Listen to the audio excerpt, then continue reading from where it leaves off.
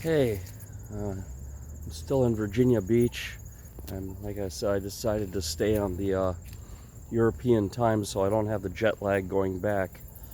You know, it is pretty tough traveling, but then syncing yourself to a time zone just for a week and then resyncing yourself, it's pretty hard. So I just decided to stay in one time zone in this morning time and get more work done. But yeah, I'm just walking near the boardwalk in Virginia Beach. This is like a bridge. I think this is Lake Holly or something they call it. I'm not sure what they call these little lakes, but this is just nearby the apartment. So they reopened this. It was down for repair.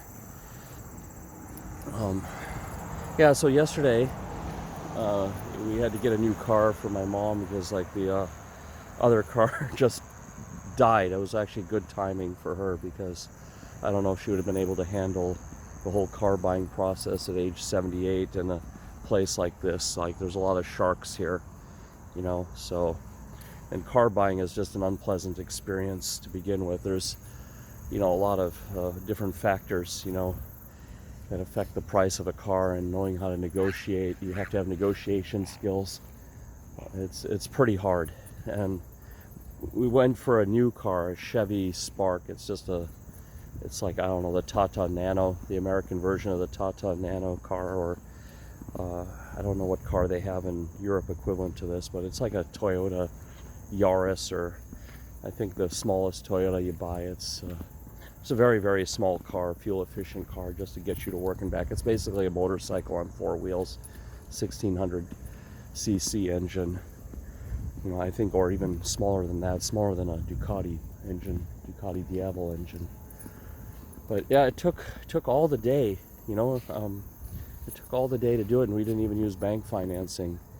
We just used cash, but it was like a lot of paperwork. And you know, in Norway, at least, I have never bought a car in Ukraine, and I don't think I will. I think Uber works pretty good there. But maybe, if there's a need, of course. But probably buy it in Europe and bring it in would probably be the better way over there. But yeah, a lot of papers. Like in Norway, this would all be done on a digital signature. Like I remember I bought one car in Norway long back just to work on the house, and I didn't even see the guy. I just bought it. Like, we talked online, and I just bought it and went and got it. You know, he left the key in the ignition, the money was transferred, the title was transferred.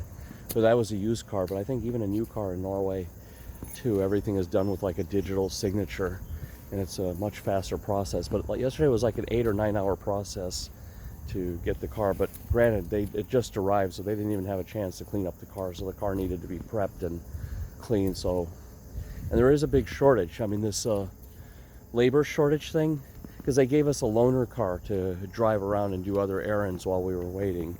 You know, that I have to admit, they were pretty nice. You know, and I can understand that.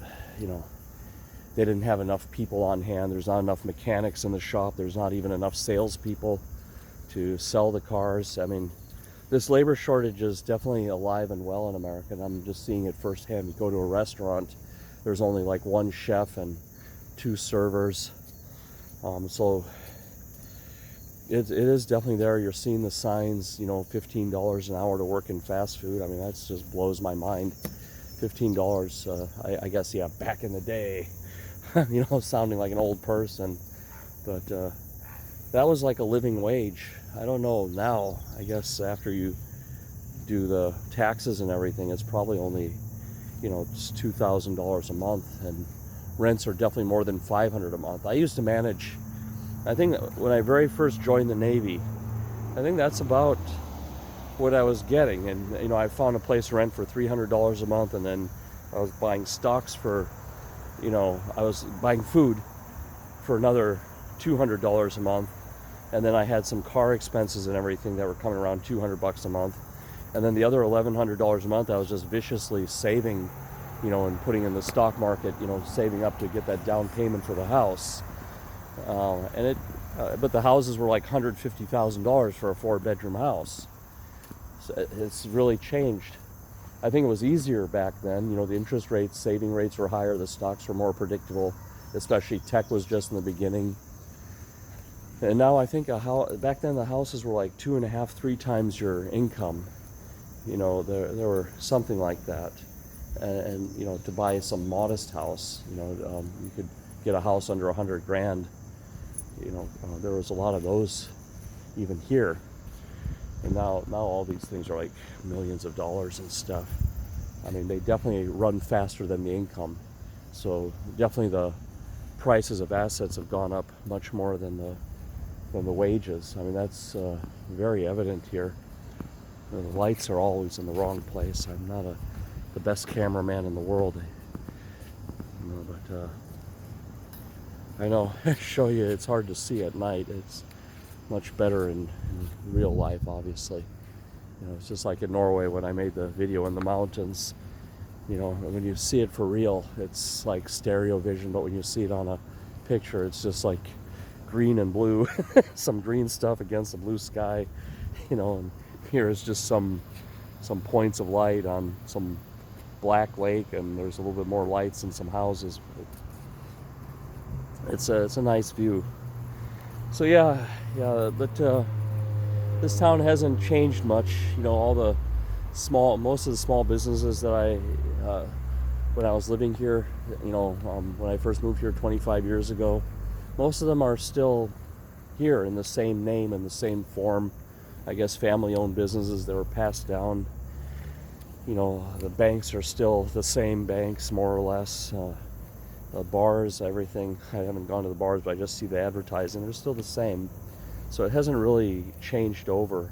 And maybe it's like that in Lviv. Some places stay for a while, but I notice a lot of churn in restaurants in Lviv, and even in Oslo, that in Norway, that places are always changing up all the time.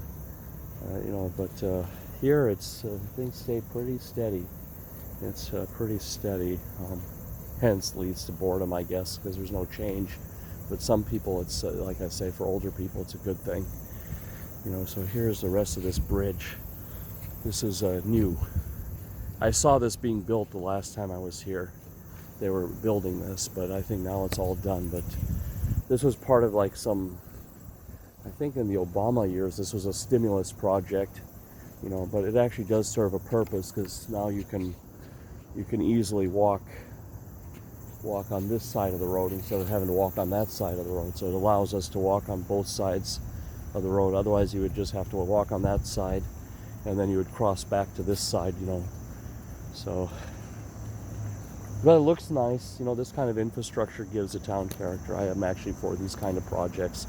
It maybe has very little economic use. I don't know what help it gets to get someone over around the lake on this side of the road versus crossing over, but it does look nice and gives some nice views and gives something nice to the people. So it is kind of cool, and it probably created a ton of jobs to put this in,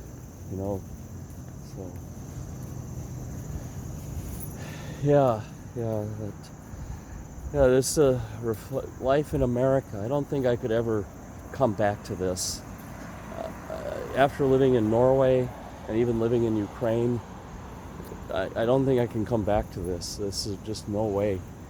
I mean, people here are nice and things are still pretty okay. I mean, it's not like it used to be before the COVID times. Like I said, a lot of people, there's this big labor shortage, and I want to talk about that labor shortage.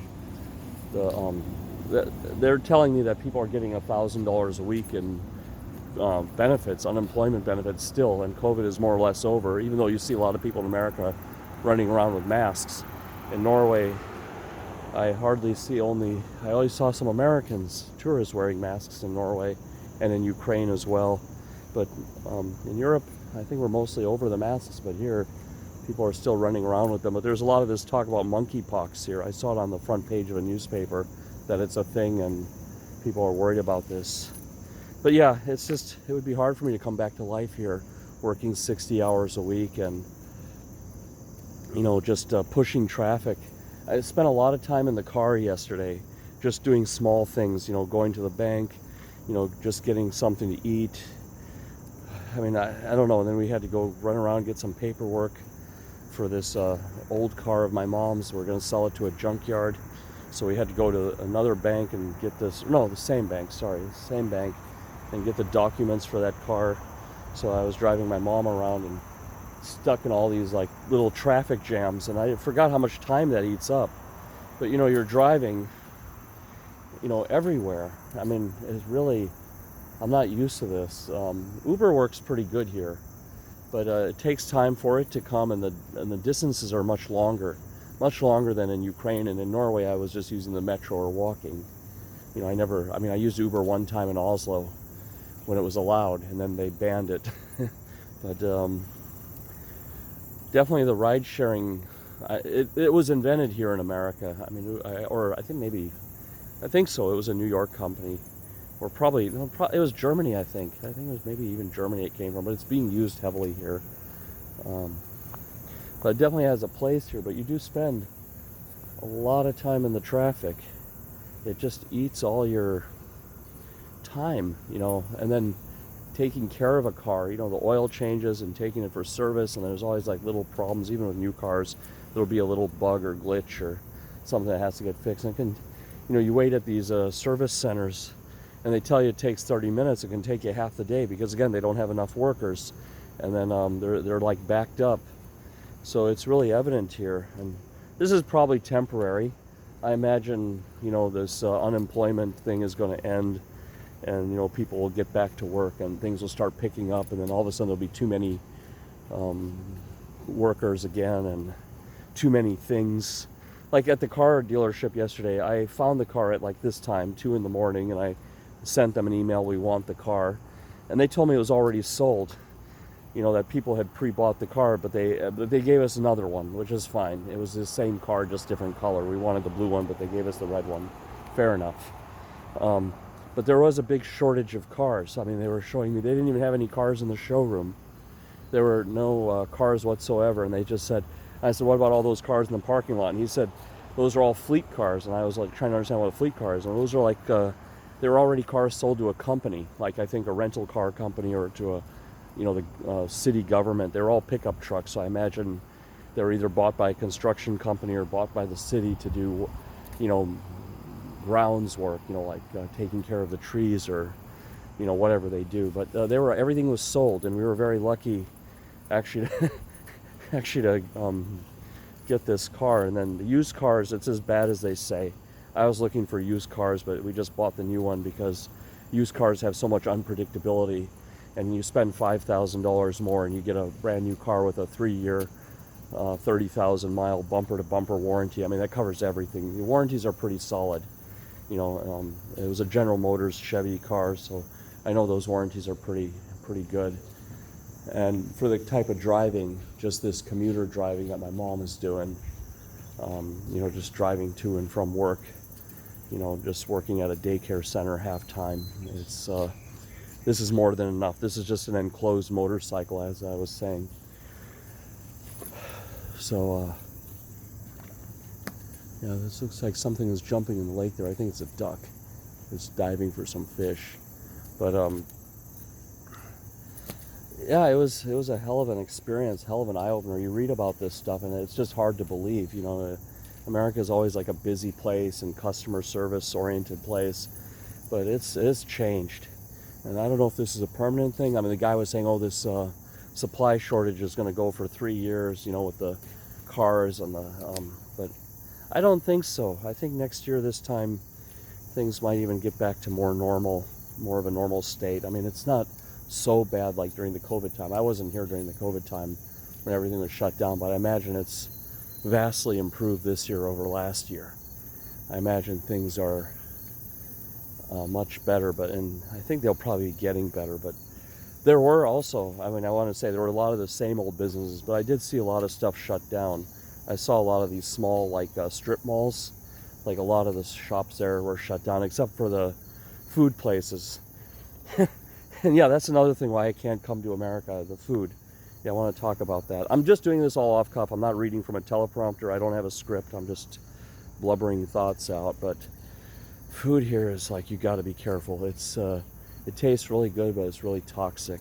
And it tastes good when you're eating it, but then like a couple hours later, you don't feel so good. And it doesn't have any energy in it. So I've been eating at home like Indian food, like rice and lentils and oatmeal, and just boil some eggs I had a little bit of Indian food in a restaurant, but everything here, especially on this ocean front, and like I said, they have some very nice restaurants about 2 miles, 3 miles, around 4 kilometers, 5 kilometers up the road. But everything around here, it's like cheeseburgers, pizza, burritos, funnel cakes. So they have this, it's like a giant ice cream cone, and they just fill it with a bunch of crap. And it's they have a lot of that, a lot of interesting junk food. So I don't know if America is ever going to solve its problems. It's got to solve this thing with the food. People have got to accept that this food is bad for them, and that they should be willing to pay taxes on it to change their behavior. Taxes can be implemented to drive human behavior, that if they make all this junk food, like a Philly cheesesteak and a cheeseburger, like $20, then it'll give room for healthy food. And then they use that extra money to make vegetables and potatoes, raw potatoes, not potato chips, but once the things are processed and refined, they should be taxed. But like raw foods, make it almost for free and get people to start choosing the right stuff. And you kill this obesity problem, then there'll be a big boost in productivity. Healthcare prices will go down because people will be visiting the doctor less. Insurance prices will come down. This would solve so many problems if they can solve this thing with the food here. But you definitely see why the obesity is visible here too. I will say that. There are a lot of fat people in America, especially compared to Ukraine or Norway. But I mean, in Norway, I heard obesity is rising. It's it rose a lot, but it's nothing like here. You're seeing some very young people, and they're already very overweight. And there's someone dropped a bottle here. I'll just take it to the garbage. But yeah, they've got to do something. I mean, Michelle Obama was right, but I mean, anytime people talk about the food here, they get shut down. It's really a bad thing. They've got to have a very open discussion about this, because everything roots in the food. Everything is you are what you eat. I'm going to be 52 in a couple months. And a lot of people here can't believe that. I can't even believe it myself, how fast the time went. So yeah, but I definitely prefer the life in Europe. But one thing is, we need America to be the best, the strongest, and everything, so we can have this good life in Europe. We definitely need America to be front and center, and America to be first, so that we can all live good in Europe. Everyone thought that Europe is America's bitch, but I'm starting to feel it's the other way around. I'm starting to really feel that it's a different story now. That all these Americans, they pay all this tax, and and then they're being jerked around by all these corporations, eating all this bad food, so that we can live well in Europe. They're defending us. The Americans are always going to be there, for the NATO. The Americans are the only ones that will actually do anything, but this is coming at a great cost to the people here. But I live good in Europe because of these hard-working, driven people, and because of these politicians here in America taking everything from the people here and putting it into the military-industrial complex. And then in Europe, they can spend all the money on the social programs. They don't have to, and Europe is generally better managed. I mean, Germany and Norway and Sweden generally have better management of the resources. But all of this shenanigans here, it benefits us. And so any self-respecting European would want America to be very strong, front and center. It's what's giving us our good life. But anyway, that's all I got for today. Hope you enjoy this.